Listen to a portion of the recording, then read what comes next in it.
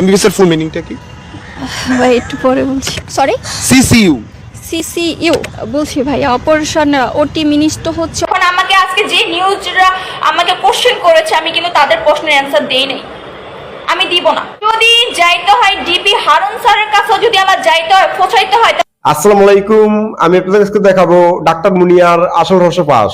এবার কঠিন ভাবে ফেসে গেলেন ডাক্তার মুনিয়া, যা আপনারা দেখলে অবাক হয়ে যাবেন। আজকের ভিডিওটি অত্যন্ত গুরুত্বপূর্ণ। আমি আশা করবো যে আপনারা এই স্বপ্নের ভিডিওটি দেখবেন, আর এই স্বপ্নের ভিডিওটি দেখলেই বিস্তারিত জানতে পারবেন। আর এই ভিডিওটি দেখানোর আগে আপনাদের কাছে আমার ছোট্ট রিকোয়েস্ট, আপনারা যদি আমার চ্যানেলে নতুন হয়ে থাকেন তাহলে নতুন আপডেট নিউজ সবার আগে পেতে আমার এই চ্যানেলটি সাবস্ক্রাইব করে আমার সাথেই থাকুন। আর এখন চলুন কথা না বাড়িয়ে আমরা ভিডিওটি দেখে আসি। এখন আমাকে আজকে যে নিউজরা আমাকে কোশ্চেন করেছে, আমি কিন্তু তাদের প্রশ্নের অ্যান্সার দেই নাই, আমি দিব না। যদি যাইতে হয় ডিবি হারুন স্যারের কাছে, যদি আমার যাইতে হয় পৌঁছাইতে হয়, তাহলে আমি 1 ঘন্টার জন্য হইলে আমি ঢাকা মেডিকেলে বসবই। এটা আমার চ্যালেঞ্জ, আমার লাইফ, এটা আমার লাইফটা হেল হয়ে গিয়েছে। আমি বুঝি আমারটা, আমার কাছে সব প্রশ্নের অ্যান্সার আছে, বাট আমি দিব না। যদি যাইতে হয় ডিবি হারুন স্যারের কাছে, যদি আমার যাইতে হয় পৌঁছাইতে হয়, তাহলে আমি পৌঁছাবো। যে কোনো বিনিমূল্য হইলেও আমি তার কাছে পৌঁছাবো। আমি গতকালকে হারুন স্যারের সাথে আমি কথা বলেছি, ডিবি হারুন স্যারের সাথে কথা বলেছি। হ্যাঁ, ওনারা সবাই আমার পাশে আছে, জাস্ট একটু সময়ের অপেক্ষা। আমি আজকেও নিউজ করে আসছি। এখন আমাকে আজকে যে নিউজরা আমাকে কোশ্চেন করেছে, আমি কিন্তু তাদের প্রশ্নের অ্যান্সার দেই নাই, আমি দিব না। আমি দিতে বাধ্য, ঠিক আছে, বাট আমি এখন টোটালি প্রশ্নের অ্যান্সার দিব না যতক্ষণ আমি যে ওই বাচ্চার মা বাবা, তারপরে তার শাশুড়ি, তার ননদ, যতক্ষণ আমি কারাগার থেকে বের না হবে, আমি মেয়ে কখনো কোনো প্রশ্নের অ্যান্সার দিব না। এটা আমার আমার আমার ডিসিশন, আমার লাইফ, এটা আমার লাইফটা হেল হয়ে গিয়েছে। আমি বুঝি আমারটা, ওকে, আপনারা না, আপনারা আমাকে নিয়ে ট্রোল করছেন না, ওকে ফাইন, করুন। আপনাদের তো এটা বিজনেস, তাই না? আপনারা করবেন তো করুন, ব্যাপার না।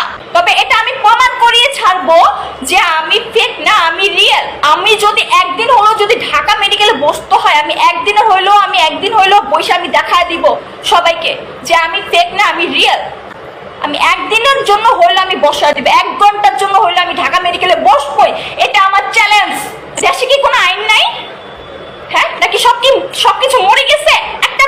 একটা মানুষকে যদি 10 জন মানুষ যদি আইসা ধরে ভিঙ্গুলের মতো, তাহলে সেই মানুষটা কোথায় যাবে? আপনাদের একটু ভাবা উচিত। এটা আমার লাইফ, আমি কি করবো না করবো এটা আমি ডিসাইড করবো। সো আপনারা কেউ না আমাকে, আমি যে আজকে বাসায় বসে আছি, কেউ আমাকে 10টা টাকা দিয়ে জিজ্ঞাসা করতেছে? কেউ জিজ্ঞাসা করতেছে না। আমি সবার হাসির পাত্র হয়ে দাঁড়াইছি। ওকে ফাইন, দাঁড়াইছি, ফাইন, মানলাম। আমি এখন খারাপ, হ্যাঁ আমি খারাপ। ভালো খারাপ হচ্ছে আমার নিজের কাছে, সো আপনাদের কাছে না। আমি কোনো প্রশ্নের অ্যান্সার দিব না। দিব কখন? যখন আমি ওই কারাগার থেকে যে বাচ্চার মা বাবা সবাইকে আমি বের করতে পারবো, আমি তখন তাদেরকে নিয়ে তারপরে নিউজ করব, তখন আমি আপনাদের প্রশ্নের অ্যান্সার আমি অবশ্যই দিব। বাট আমি এখন টোটালি আমি দিব না। দেখি আপনারা কি করেন। কেন হচ্ছে তাহলে আমার সাথে এগুলো? আমি কি করেছি? কোনো ক্ষতি করেছি কারোর? কখনো কারোর ক্ষতি করি নাই। আমি তো কোনো ভুল কাজ করি নাই। একটা বাচ্চা যদি একটা মায়ের কাছে ফিরত যায়, মা বাবার কাছে যদি ফিরত যায়, হ্যাঁ, তাহলে এর চেয়ে খুশির আর কি আছে? বাচ্চাটা মা হারাও হইলো না, বাবা হারাও হইলো না। তাই বলছি, আপনারা সব যাচাই বাছাই করে তারপরে আপনারা কথা বলবেন। এমবিবিএস এর ফুল মিনিংটা কি? ভাই একটু পরে বলছি। Sorry, CCU. সিসিইউ বলছি ভাই। অপারেশন ওটি মিনিংস তো হচ্ছে অপারেশন থিয়েটার। আর ইউর ফুল মিনিংস তো হচ্ছে আরিও না, আরএক্স এর ফুল মিনিং। অজ্ঞান করতে হচ্ছে আপনার কি বলতে ইন্ডুশন চাইছেন? ফুস করতে হয়। আলট্রাসোনিক করার হচ্ছে যাতে বাচ্চা ঠিক মতো আছে কিনা, বাচ্চা একটু গার্ডেন হয়ে গেল। আপনার কি বাথরুম হচ্ছে না?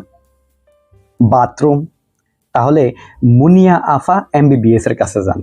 ভুয়া ডাক্তার মুনিয়া আফা এমবিবিএস, বলতেছেন না হিসাবটা? বাথরুম হচ্ছে না আপনার? মুন্না ভাই এমবিবিএস এর কথা শুনছেন, ভুয়া ডাক্তার মুনিয়া আফা এমবিবিএস এর কথা শুনছেন নি? অবশ্যই শুনছেন। আজকাল সোশ্যাল নেটওয়ার্কে ঢুকলেই খালি এই ভুয়া ডাক্তার মুনিয়া আফা এমবিবিএস এর চেহারাটা দেখা যায়, যে কিনা ঢাকা মেডিকেলে বইয়া রীতিমতো ডাক্তারি করতেছিল, তারা স্বাস্থ্য অধিদপ্তর সহ প্রশাসনের লোকেরা কট দিছে, কট দিয়ে নিয়ে জেলের ভিতরে ঢুকাইছে। হে জেলের থেকে বাইরে আবার ফাগলামি শুরু করছে। হে নিজেরে এমবিবিএস ডাক্তার দাবি করে, আবার মাঝে মধ্যে কয়ে যে তার এমবিবিএস শেষ হয়েছে না, সে ইন্টার্নশিপ করতেছে।